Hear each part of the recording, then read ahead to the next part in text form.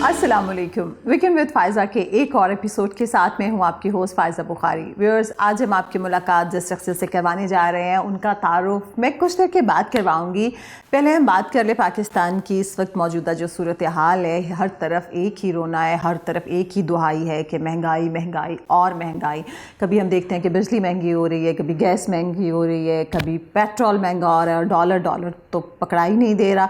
तो इस तरह जब इस तरह की सिचुएशन में बाकी सारे इदारों पर बुरे असरात पड़ रहे हैं, वहाँ पर पाकिस्तान की जो इंडस्ट्रीज़ हैं उनका भी बहुत बुरा हाल है और बहुत सारे बड़े ब्रांड्स हैं जो कह रहे हैं कि वो अपने प्लांट्स पाकिस्तान में ख़त्म कर देंगे। अगर खुदा ना खास्ता ऐसी सूरत हाल पैदा होती है तो पाकिस्तान जहाँ पे एक तरफ पहले ही गुर्बत और बेरोज़गारी का शिकार है, इसमें बेपनाह इजाफा हो जाएगा। इसके लिए हमारे साथ बात करने के लिए मौजूद हैं एप्टमा नॉर्थ के चेयरमैन हामिद ज़मान साहब। अस्सलाम वालेकुम सर। जी वालेकुम अस्सलाम। कैसे हैं सर? अल्हम्दुलिल्लाह।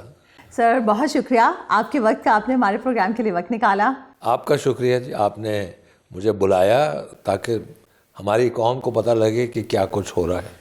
बिल्कुल सर, इस कौम को तो वैसे मैं समझती हूँ कि बहुत अच्छे से पता लग चुका हुआ है जो इस वक्त हो रहा है। लेकिन सर मेरे प्रोग्राम का फॉर्मेट कुछ इस तरह का है कि हम पहले आपके हवाले से बात करेंगे, आपके बचपन के हवाले से, जवानी के हवाले से, आपके करियर पे भी बात करेंगे।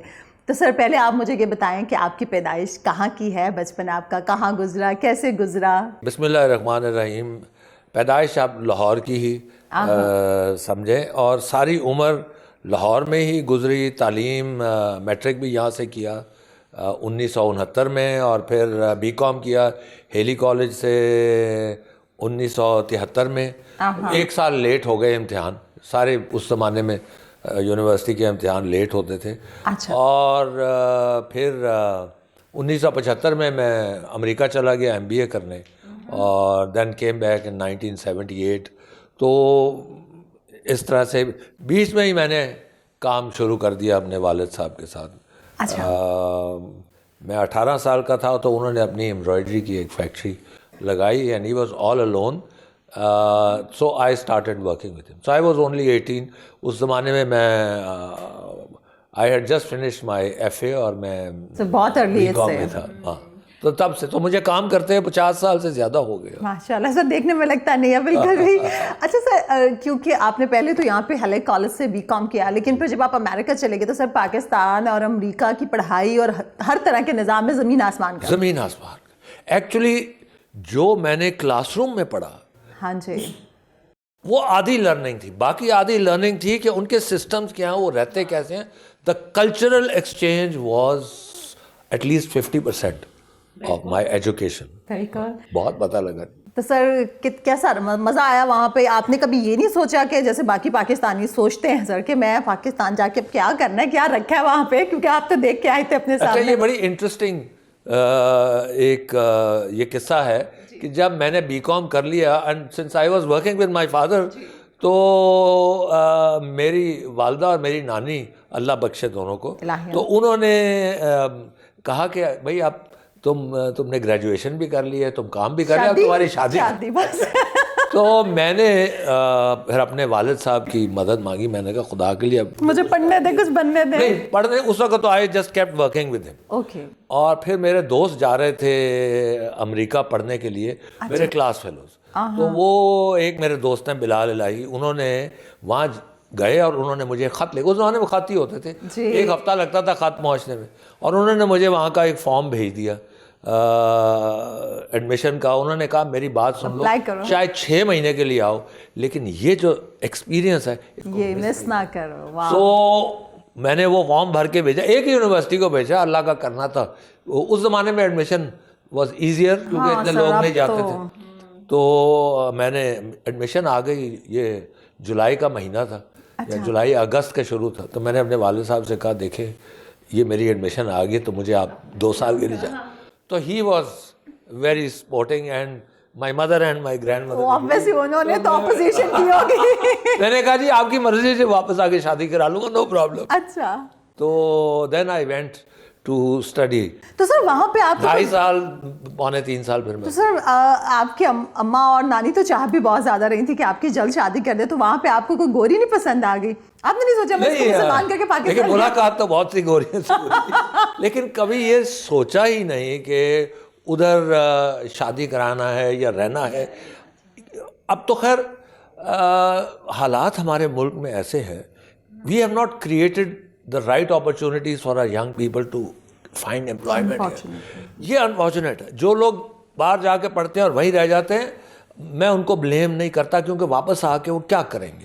تو ہم نے 70 سال میں جب ہم اپنے ملک کو نیچے لے گئے ہیں, تو ہم نے وہ opportunities, by this time we should have been able to employ hundreds of thousand of people with foreign degrees, لیکن ایسا ہوتا نہیں. We have not promoted organization structures and big organization, تو وہ لوگ پھر ادھر رہ جاتے ہیں. لیکن آئی واز لکی کہ میرے والد صاحب نے ایک چھوٹی سی بزنس, ایک انڈسٹری لگائی تھی, سو میرے پاس وہ اپرچونٹی تھی, اور میں نے کبھی سوچا ہی نہیں تھا کہ میں ادھر رہ جاؤں. سو جس دن پڑھائی ختم ہوئی اسی دن ٹکٹ کروایا. Ticket I just work for a couple of months, پیسے کمائے, پہلے خوب پھرے گھومے, اس کے بعد پھر واپس. پھر اس کے بعد دوبارہ بھی گئے ہوں گے ماشاءاللہ گھومنے پھرنے کے لیے. بہت دفعہ. لیکن آپ نے کبھی یہ نہیں پلان کیا کہ ادھر جا کے سیٹل ہو جائیں؟ کبھی سوچا بھی نہیں. اچھا سر, پھر واپس آئے تو شادی کروا دی نا اماں نے؟ ہاں نہیں, پھر 2 سال کے بعد آئی کیم بیک ان 78. تو منگنی تو میری 1-2-3 مہینے کے اندر ہی ہو گئی, اور شادی 2 سال بعد. تو سر شادی مائی وائف واز ینگ, تو انہوں نے بھی کہا مجھے بھی BA کر لینے تھے. میں نے کہا جی ضرور. سر وہ آپ کی فیملی میں ہوئی, آؤٹ آف فیملی؟ برادری ایک ہی ہے, کشمیری برادری ہے, اور تھرو میرج ہماری ریلیشن شپ بھی ہے. ان کے ماموں میری کزن کے ساتھ بیائے ہوئے تھے. ٹھیک, مطلب ملنا جلنا تھا, دیکھا ہوا تھا پہلے سے. اچھا سر, جو کشمیری ہوتے ہیں ان کے بارے میں تو کھانے پینے کا بہت مشہور ہے کہ بہت اچھا کھاتے ہیں اور بڑی خاص غذائیں ہوتی ہیں. ایبسلیوٹلی. تو سر آپ بھی اتنے ہی روایتی کشمیری ہیں؟ ہاں, یہ میں کھڑا ہوں گا تو میرا پیٹ دیکھ کے آپ کو سمجھ آ جائے گی. نہیں سر, آپ بالکل فٹ ہیں. نہیں, میری والدہ کے گھر میں پائے, اوجری, شبدیگ سر یہ بہت مشکل ڈش ہے. مغز بہت زبردست یہ بنتے تھے, نون تھرو آؤٹ دا سٹی. اور and then my mother in لا, میری بیگم کے والدین جو تھے, ان کے گھر بھی کمال کی ڈشز بنتی ہیں. تو وہ فرق ہی نہیں پڑا. اب my parents are no longer here, my mother in law is there. تو ساری عمر سے وہ اچھے کشمیری کھانے کھاتے ہیں. اور سر وہ جو دال چاول ہوتے ہیں آپ لوگوں کے, وہ بڑے خاص ہوتے ہیں. میں نے سنا ہے کہ وہ جو کشمیری فیملی میں اگر کہیں شادی ہو رہی ہو ویورز, اس میں اگر دال چاول نہ ہو مہندی پہ, تو وہ چنے کی دال کمپلیٹ ہوتی ہے نا سر, دال گوشت, اور وہ خاص قسم کی دال ہوتی ہے جو ساری رات بنتی ہے, بڑی زبردست, وہ خاص چیزیں. چلیں ماشاءاللہ سے خسر کو کھانے پینے کا شوق ہے, تو سر بنانے کا بھی شوق ہے, کبھی اچھا بنایا بھی آپ نے؟ نہیں, جب امریکہ میں رہ کے, امریکہ میں جتنی دیر رہا تو I use to do my cooking, washing, cleaning, everything. چیز کرنی پڑتی ہے. تو واپس آ کے وہی پاکستانی عادات, جس دن واپس پہنچے تو نوکر کو آواز دیا, ارے سلوار میں نالا تو ڈال دینا.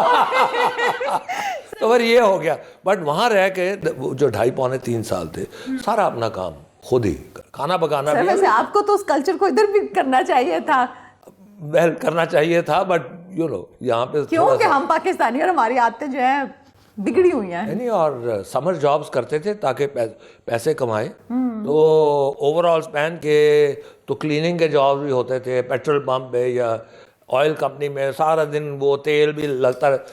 تو it was fine, everybody was doing that. یہاں آ کے آپ کبھی سوچ بھی نہیں سکتے, یہاں پہ ہمارے سوشل ٹیبو کٹ جائے گی, ہماری فلاں کا بچہ یہ کر رہی ہے, کیسی باتیں ہیں. بالکل, یہ ہمارے یہ جو فالس پریٹنسز ہیں نا, ان کو ہمیں کاش ہم ختم کرنے میں کامیاب ہو جائے. ویورز, ہمیں صاحب سے گفتگو کا سلسلہ جاری ہے, مگر یہاں پہ وقت لگ جائے گا.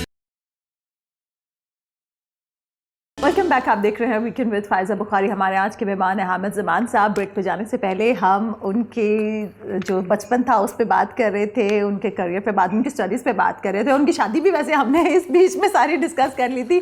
اچھا سر, پھر جب آپ آئے تو کیونکہ والد صاحب کا آلریڈی ایمبرائڈری کا آپ نے بتایا فیکٹری تھی, آپ نے اسی میں لگ گئے, اس کے ساتھ اسٹارٹ کیا یا اپنا الگ؟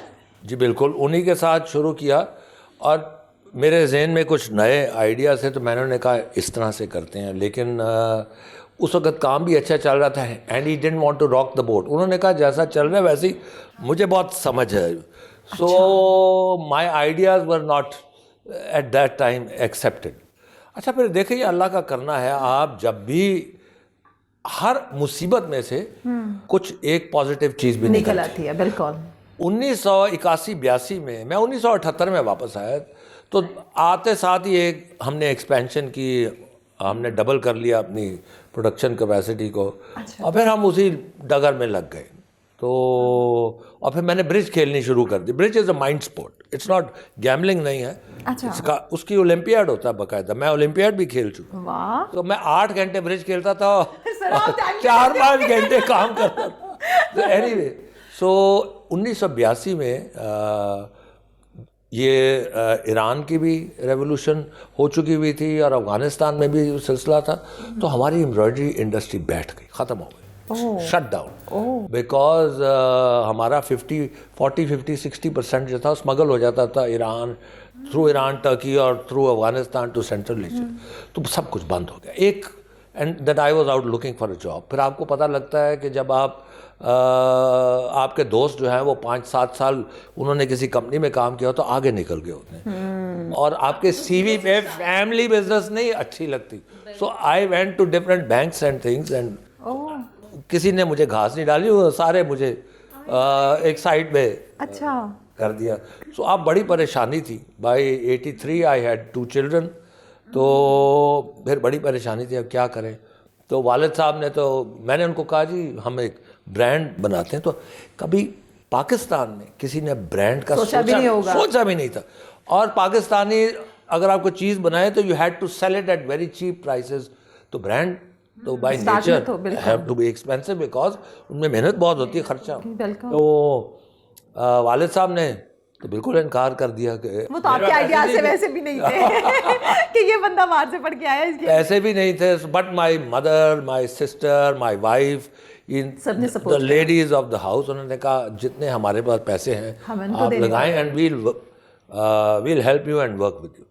So 84 میں پھر یہ بریزے کا کانسیپٹ پہلا سر آپ نے اسٹارٹ کیا تھا. ہاں, بس اب میں باقی بات بریک کی بات کروں گی.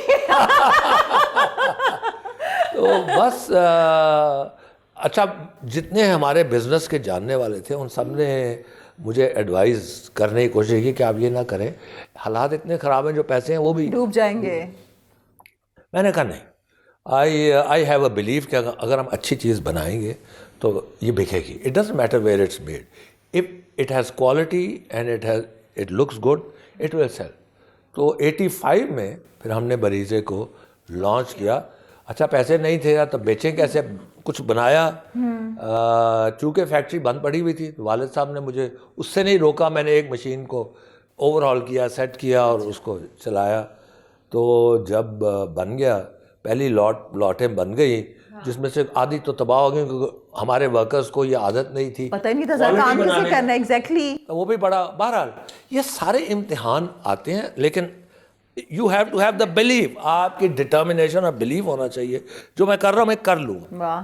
تو بس ہم مارکیٹ میں جب لے کے گئے تو لوگوں نے کہا کہ اچھا ہماری دکان پہ رکھا دیں گے, ہم بیچیں گے, جو جیسے بکے گا پیسے دے دیں گے. پھر ایک آیا اعظم کلاتھ مارکیٹ, اس نے کہا کہ اچھا ایسے کریں, اس کو سمجھ آ گئی چیز بڑی اچھی ہے. اس نے کہا جی آپ یہ ہمیں بیچ دیں, اس کے بعد آپ کا تعلق ختم, well pay you good price, اور چاہے ہم اس میں نہیں پھر ہم اس میں مہر لگائیں میڈ ان سوئٹزرلینڈ کی یا میڈ ان.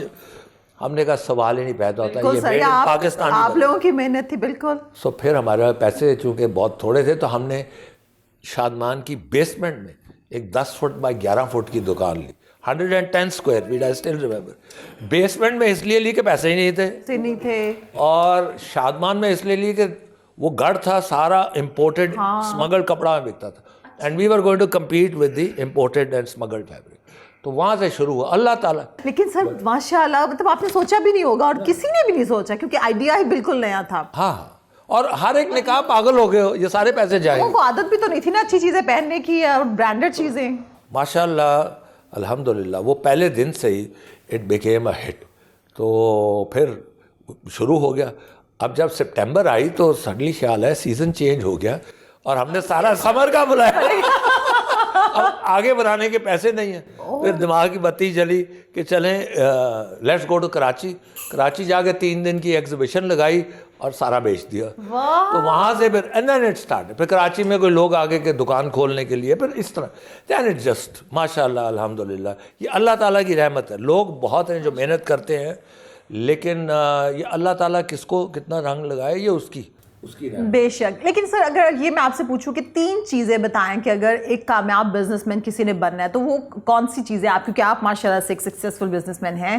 دیکھیں جی, سب سے پہلے ہے کہ have a belief in your self. آپ اگر کوئی چیز بنا رہے ہیں تو اس میں یقین رکھیں کہ جو میں بنا رہا ہوں یہ ٹھیک ہے, یہ بکے گی یا جو بھی آپ نے کرنا ہے. اور دوسری چیز جو ہمارے یہاں پہ ذرا کم ہے وہ that is transparency and integrity. آپ جو کام کر رہے ہیں آپ نیت کے ساتھ انٹیگریٹی کے ساتھ کریں. ڈونٹ چاہے آپ کے وینڈرز ہیں, آپ کے کلائنٹس ہیں, آپ کے امپلائیز ہیں, جو بھی ہیں, تو آپ نے ایک انٹیگریٹی سے چلنا. اور تیسری چیز میں ہر ایک کو کہوں گا, اگر کوئی ینگ لوگ سن رہے ہیں, کہ the third thing is a long term view. ہماری جو موٹو ہے ہماری کمپنی کا از ایکسلنس, سگنیفیکنس, انسٹیٹیوشنلائزیشن. سب سے پہلے ایکسلنس ہے. Money is the second priority. یعنی کیا, ورنہ یہ کہ آپ نے رات کو, آپ نے اگر مہینے میں امیر ہونا تھا پاؤڈر بیچ لیں. If you want to do a good business, ایک تو آپ کی انٹیگریٹی ہو, ایک آپ کا بلیف ہو, اور لانگ ٹرم بھی ہو. کیا آپ نے لمبا سوچنا ہے کہ 5 سال 10 سال 20 سال. برانڈ ایسے ہی بنتا ہے. Brand is all about continuity and integrity and consistency. آپ جب برانڈ کو لینے جاتی ہیں تو آپ کو جس برانڈ سے آپ کو عادت ہو, آپ کو پتہ ہوتا ہے کہ میرے کام کی چیز ملے گی, فٹ بھی ٹھیک آئے گی اور کوالٹی بھی اس کی اچھی ہے. تو it's the consistency which makes the brand. تو بس یہ میرا ہر ایک کو یہ پیغام ہوگا, یہ 3 چیزوں کو کبھی نہ چھوڑیں. اچھا سر, جب آپ اگر کیونکہ اب برانڈس کی بات چلی نکلی ہے تو پھر ہم بات کر لیتے ہیں. سر آپ لوگوں کا جو برانڈ ہے ماشاءاللہ, ایک تو یہ کہ وہ سب سے پہلا تھا پاکستان میں, ٹھیک, اس کے بعد اب ہم دیکھتے ہیں تو ہر طرف ہی برانڈس. 15-17 سال کوئی نہیں آیا برانڈ. ہاں سر, 15-17 سال اسٹارٹنگ میں تو بالکل ہی, لیکن اب سر آپ دیکھتے ہیں تو ہر دوسرا ہی برانڈ ہے. بہت ہزاروں برانڈ. سر اس میں اپنی جو آئیڈینٹی بنانا ہے وہ کیسے بندہ بنا؟ دیکھیں ایک بات, اس میں بھی وہی پرنسپلز سیم ہیں. ہم نے 1985 میں بریزے شروع کیا, 97 میں لیجر کلب, 98 میں منی مائنرز, اور بھی برانڈز آئے, اور پھر ہم نے 2009-10 میں ہم نے کیسریا شروع کیا. تو لیکن سر بریزے کو کوئی کمپیٹ نہیں کر سکا. یہ تو میں آپ کو بتا دوں کہ بریزے کا آج بھی کمپٹیشن نہیں ہے, اس کا کسی کے ساتھ نہیں ہے, وہ کسی اور بریکٹ میں ہے. تو وہ جو مرضی لوگ کر لیں, وہ جو اس کی position, it's a status symbol. Exactly. تو اب جیسے کیسریا ہے, تو یہ تو ایک بہت بڑا دریا تھا جس میں بہت سے مگرمچھ تھے, تو ہم نے اس میں چھلانگ مار دی. لیکن اس کا ایک فائدہ ہوتا ہے when you get into a competitive market. بریزے کی کمپٹیشن نہیں تھی, سو وی ور ویری انیفیشینٹ. ہمیں یہ نہیں فرق پڑتا تھا how much it cost, we knew what we could sell. ہو جائے گی سر, اگر 100 روپے کی کاسٹ ہے تو ہم 200 کی بیچ سکتے ہیں. اگر 200 کی کاسٹ آ جائے ہم 300-400 کی بیچ لیں گے. تو وہاں پہ کچھ اور تھا. لیکن when you come to brands like Kesariya, تو اس میں then you have to be very efficient, کیونکہ پرائس از ویری امپورٹنٹ. اگر آپ زیادہ مہنگا بیچیں گے لوگ لیں گے نہیں.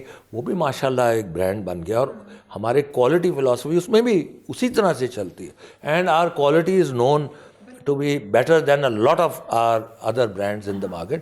لیکن کمپٹیشن اور پرائس بہت ہے, بہت سر اس وقت تو بہت ہے. لیکن سر آپ نہیں سمجھتے کہ جو پرائسز ہیں پہلے بھی, میں اگر کچھ سال پہلے کی بات کروں تو تھی, لیکن سر اب بہت زیادہ ہائی ہو گئی. اس واسطے مہنگائی اتنی ہو گئی. آپ دیکھیں کہ پچھلے سر ایک تو بیچارہ ہر کوئی بندہ, ہر ایک کی خواہش تو ہوتی ہے, ہر بندہ برانڈ کا پہننا چاہتا ہے, چاہے وہ میل ہو فیمیل ہو, اس نے اپنے بچے کو بھی برانڈ کا پہنانا ہے. اس کی بھی خواہش ہوگی کہ میں جا رہا ہوں یا جا رہی ہوں تو میں برانڈ کا پہن کے برانڈڈ جوڑا لوں, اگر وہ چاہے آن اسٹیج لے یا اسٹیج لے. تو سر وہ پرائسز بہت زیادہ ہیں اس واسطے کہ مہنگائی اتنی. جتنے کا جوڑا لے رہے ہیں, مطلب میں سمجھتی ہوں ایک بیچارے کام کرنے والے کی اتنی سیلری ہوتی ہے. بالکل ایسے ہی ہوتا ہے. ایک 5 years ago at much lower prices we were making more money.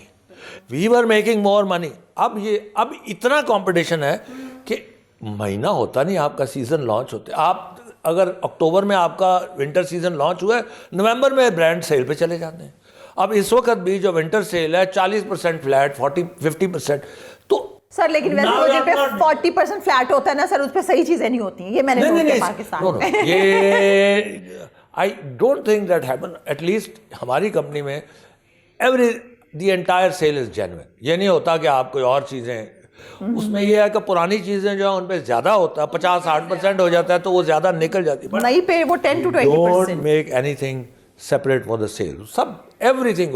اسی واسطے شاید ہماری سیل سکسیزفل بھی بہت. اچھا تو سر آپ نے کہا کہ جو ہم 5 سال پہلے دیکھ لیں تو سب چیزیں بہت اچھی تھی. آپ سمجھتے ہیں کہ 5 سال میں جو انڈسٹری کا یہ حال ہوا ہے اور جو اس وقت ہم بھگت رہے ہیں, 5 سالوں میں ہوا ہے؟ 5 سال میں نہیں. یہ جو دیکھیں 2 سال پہلے تو ایک کموڈٹی سپر سائیکل جس کو کہتے ہیں وہ آیا. آپ کا تیل جو تھا وہ $40 سے $110-20 پہ چلا گیا, ہر چیز مہنگی ہو گئی.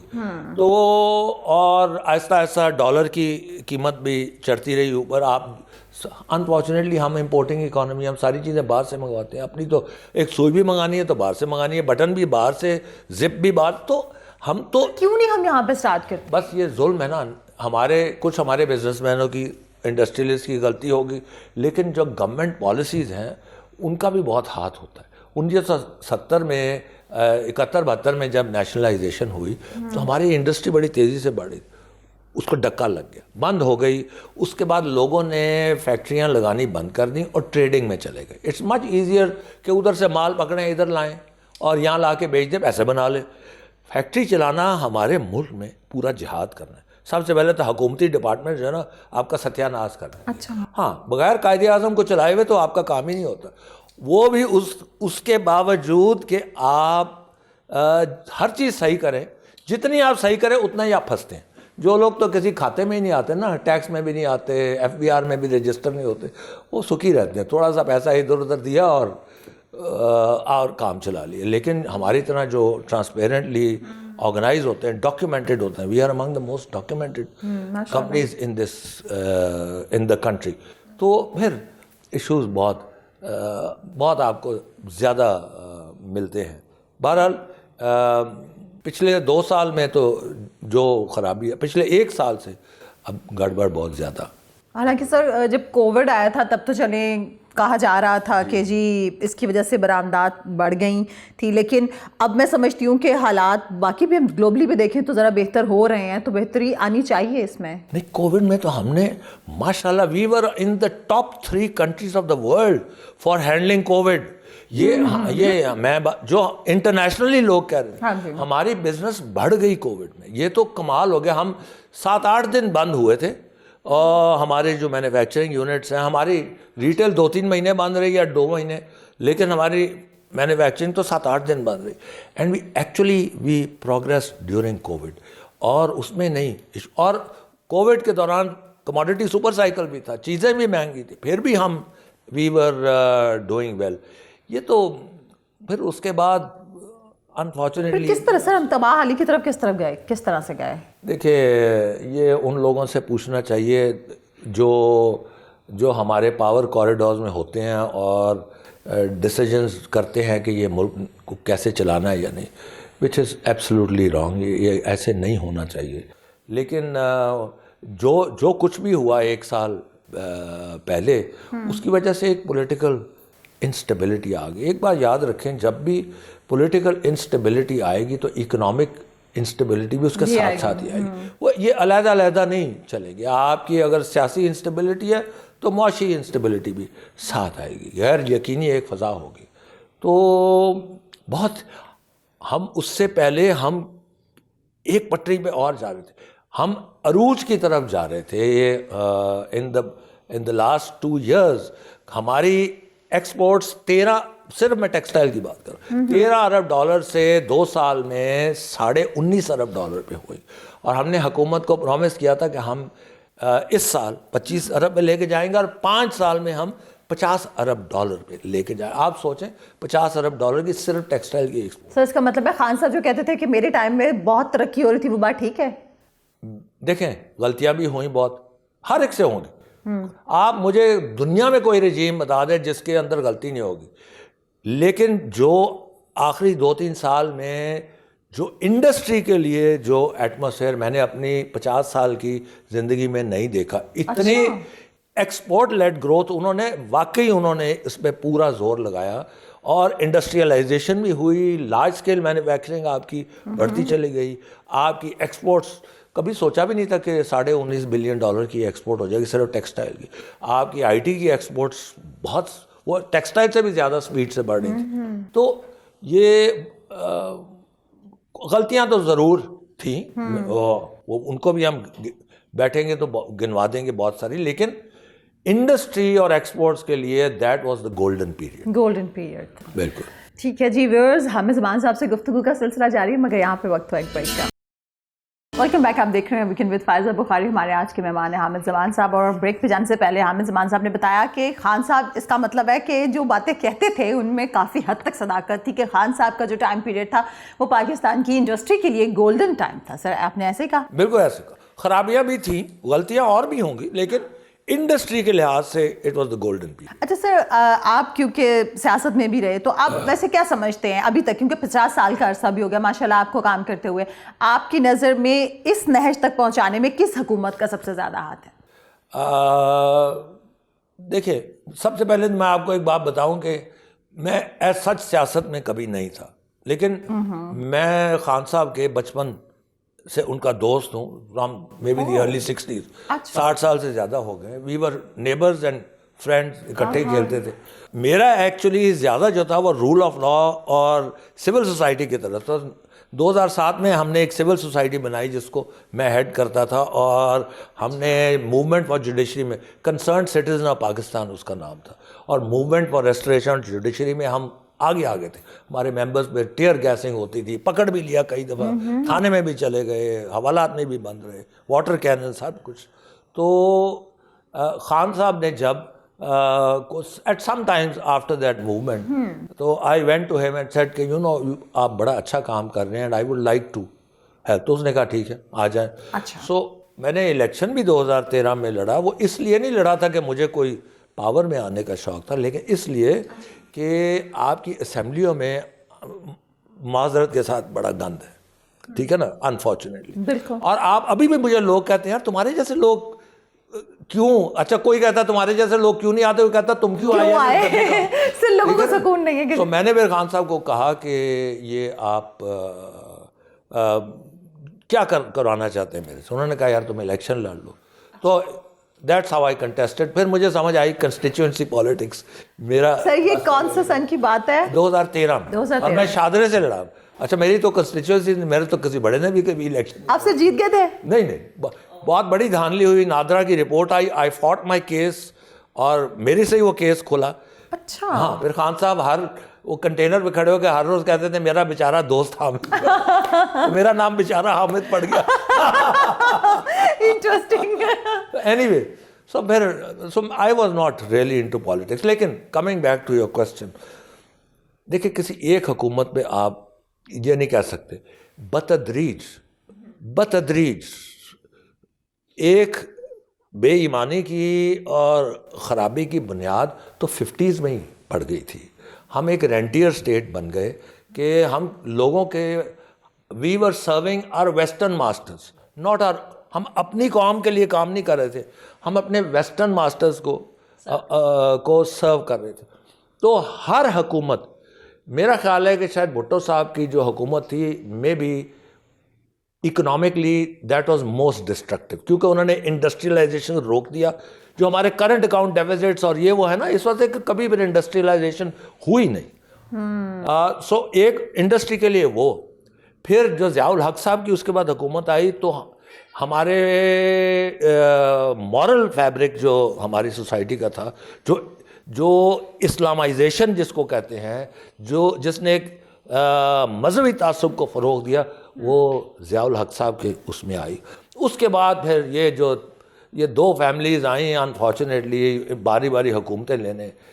ایک بہت یہ سب سے خراب, اس کے بعد شاید یہ پیریڈ آیا, وہ خراب ہوتی چلی. ہمارے انسٹیٹیوشنز تو رہے نہیں نا, تو آپ کسی ایک کو بلیم نہیں کر سکتے. تھرو آؤٹ ہمارے لوگوں کی نیتیں ہی نہیں ہے کہ ہم اپنی قوم کو اٹھائیں. قوم کے بارے میں کوئی نہیں سوچتا. قوم کے بارے میں ہر ایک کے اپنے اپنے ذاتی انٹرسٹ ہے. اچھا سر، آپ سمجھتے ہیں کہ اگر انتخابات وقت پر ہوتے ہیں تو جو حالات اس وقت جس سے پاکستانی گزر رہے ہیں یہ بہتر ہو جائیں گے؟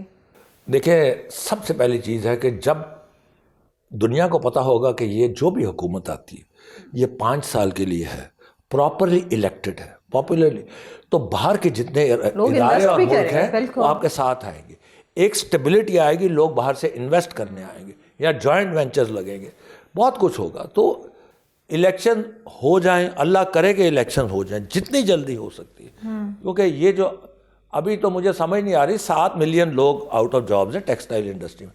Textile industry employs 25 million people, 40% of the work force, 60% of the exports ہم ہیں. اب 7 ملین لوگ اگر آؤٹ آف جاب ہیں، آپ سوچ لیں 7 ملین خاندان، تو اگر یہ ایسے ہی چلا اور اگر ابھی ہماری کاٹن جس کے لیے ہمارے پیسے ہی نہیں منگانے کے لیے، اور ہمارے اپنے پاس تو کاٹن ہے نہیں، باہر سے ہی آنی ہے، وہ نہیں آئے گی تو ہمارے یہ 7 ملین سے 14 ملین ہماری انڈسٹری بند ہو جائے گی. تو پھر تو آپ الیکشن کرائیں نہ کرائیں لوگ گلے کو پڑیں گے، کیونکہ لوگوں کے پاس کھانے پینے کو نہیں ہوگا. تو یہ ایسے رائٹس ہوں گے کہ ہم نے کبھی سوچا بھی نہیں تھا. تو اس سے پہلے اللہ کرے کہ ہمارے جو لیڈرز ہیں، جو ہمارے جو پاورفل طبقے ہیں، ان کو سمجھ آ جائے. یہ تو بہت الارمنگ سچویشن ہے جو آپ بتا رہے ہیں. ڈیزاسٹر ہو سکتا ہے. اچھا سر، اس وقت درآمدات زیادہ ہے، اس کے مقابلے میں برآمدات بہت کم ہے، تو برآمدات کو کیسے بڑھایا جا سکتا ہے؟ بڑھ تو رہی تھی ہماری 2 سال پہلے. جی 2 سال پہلے یا 1 سال پہلے، لاسٹ ایئر ہماری ریکارڈ ایکسپورٹس ہوئی تھی of 31 point something billion dollars. ہماری اتنی ہی ہماری ریمیٹنسز بھی 32 بلین ڈالرز. ہماری سروسز علیحدہ 5-6 بلین ڈالرز کی وہ بھی ایکسپورٹ تھی. تو ہم وی ور کلوز ٹو 70 بلین ڈالرز. ہماری ٹیکسٹائل کی ہی جو ہے وہ پچھلے سال سے اب ہر مہینے 10, 12, 14% کم ہو رہی ہے. Overall we are 8% below last year. ہم نے 25 بلین پہ جانا تھا، ہم شاید 17 پہ رہ جائیں، شاید وہاں بھی نہ پہنچے. تو یہ 7-8 ارب ڈالر تو صرف وہیں سے ہوگا. دوسری بات یہ ہے کہ آپ نے جو کرنسی کے ساتھ ہاتھ کیا ہے اتنا انفارچونیٹلی، تو جب آپ کی انٹر بینک اور مارکیٹ ریٹ میں 20, 30, 40 روپے کا فرق آ جائے گا تو لوگ پھر لیگل چینل سے تھوڑا ہی بھیجیں. پھر منی میکر یہ جو ایکسچینج کمپنیز والے ہیں they will make. سر آپ کو لگتا ہے کہ یہ جو حکومت اس وقت دعوے کر رہی ہے، باتیں کر رہی ہے، ڈالر کو تھوڑا کنٹرول کر سکیں گے؟ کچھ نہیں کر سکتے، سب غلط ہے. ان کے دعووں کی وجہ سے، اور چونکہ انہوں نے اس کو 2 مہینے 3 مہینے کنٹرول کرنے کی کوشش، اب فلڈ گیٹ جو ہے وہ کھل گئے. اس کے بعد دیکھیے کہ اب کیا ہو رہا ہے اور یہ کہاں رکے گا. یہ 300 پہ رکے گا، 350 پہ کہاں جائے گا، ابھی کسی کو معلوم نہیں. اللہ معافی، اللہ معافی. سر کو کہنے والے تو کہہ رہے ہیں کہ پتہ نہیں سال کے آخر تک آپ 500 پہ بھی اس کو دیکھ سکتے، کہیں پہ بھی جا سکتا ہے. جی ابھی بھی، لیکن ابھی بھی it's not the end of the world. ابھی بھی شاید ہم نے باٹم نہیں ہٹ کیا. ابھی بھی اگر اسٹیبلٹی آ جائے، الیکشنز ہو جائیں اور 5 سال کے لیے حکومت آ جائے، جو بھی حکومت آئے اور اس چیز کو پکڑے. دنیا بھی نہیں چاہتی کہ آپ لوگ کہ پاکستان ایک ایٹمی طاقت ہے، 22-23 کروڑ کا ملک ہے. کوئی بھی نہیں چاہتا کہ یہ ڈیفالٹ کرے اور یہاں پہ انارکی ہو جائے. Nobody wants that. اگر آپ کے یہاں ایک اسٹیبل گورنمنٹ آ جائے گی تو ابھی تو آپ کے دوست بھی پیچھے ہٹ گئے نا، آپ کے سارے دوست پیچھے ہٹے ہوئے ہیں. کوئی اس طرح سے آپ کی بڑھ کے مدد نہیں کر رہا، باتیں جتنی مرضی ہو جائیں. تو جب ان کو پتہ ہوگا کہ یہ اسٹیبل ہیں اور ساری دنیا آپ کی مدد کرنے کو تیار ہوگی، تو ہم آہستہ آہستہ اس گراؤنڈ کو ریگین کر سکتے ہیں. ہم واپس اپنی پوزیشن پہ آگے پھر آگے کو جا سکتے ہیں. ابھی بھی وقت ہے. لیکن اگر یہ 2, 4, 6 مہینے اسی طرح گزر گئے جیسے آج کل جا رہے ہیں تو پھر مجھے بہت خوف آتا ہے کہ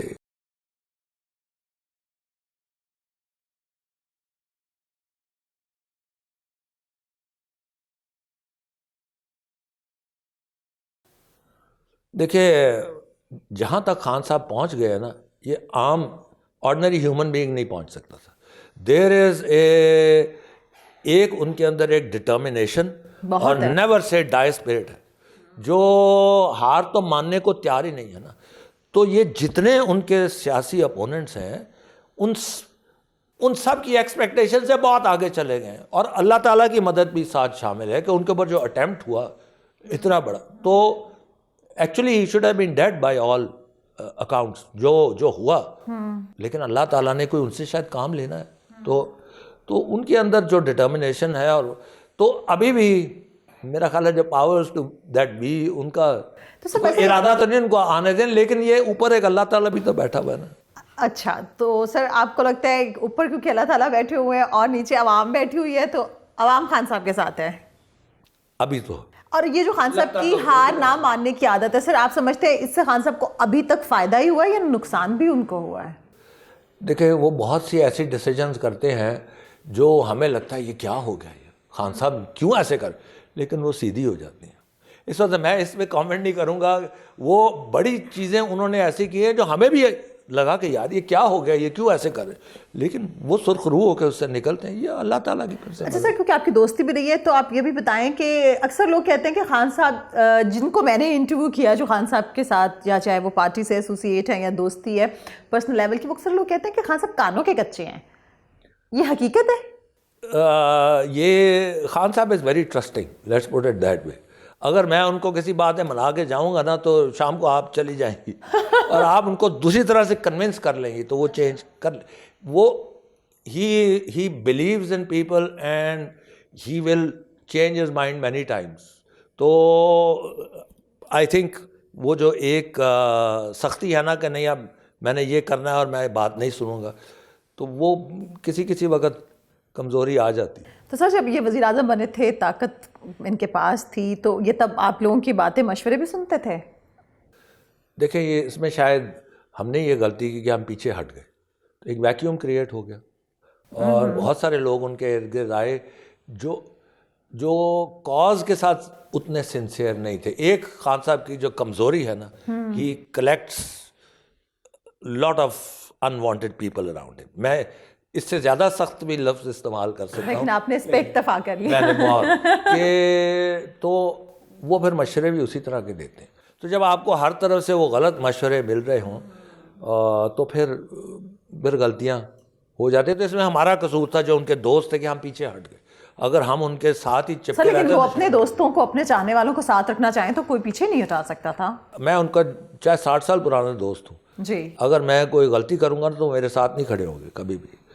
اور یہ فرق ان میں اور باقیوں میں یہی ہے. بس وہ یہ کبھی آپ انہی سے پوچھیں, یہ ہماری سمجھ میں بھی نہیں آتا, یہ ہماری سمجھ میں بھی نہیں آتا. وہ بڑی عجیب لوگ ان کے ساتھ ارد گرد وہ ہمیں جو نظر آتے ہیں. تو سر اس لیے چلیں سر, بہت شکریہ آپ کے وقت کا. ویورز, آپ سب دیکھنے والوں کا شکریہ. امید کرتی ہوں آپ کو آج کا پروگرام اچھا لگا ہوگا. مجھے دیجیے اجازت اگلے پروگرام تک کے لیے. تب تک اپنے پیاروں کا خیال رکھیں. اللہ حافظ.